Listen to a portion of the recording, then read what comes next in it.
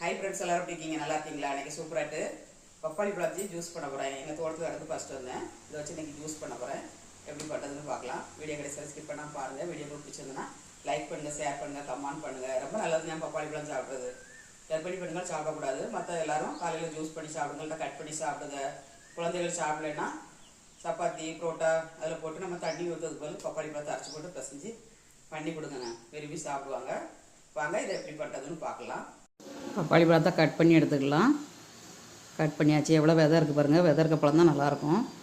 இது ரெண்டாக கட் பண்ணி அதில் உள்ள இருக்க விதைய பிறகு எடுத்துகிட்டு தோலை சீவி நம்ம சின்ன சைஸில் கட் பண்ணி மிக்ஸி ஜாரில் போட்டு அரைச்சி எடுத்துக்கணும். கொஞ்சோண்டு நாட்டு சக்கரை போட்டு அரைச்சி ஜூஸ் பண்ணி எடுங்க. ரொம்ப டேஸ்டியாக இருக்கும்.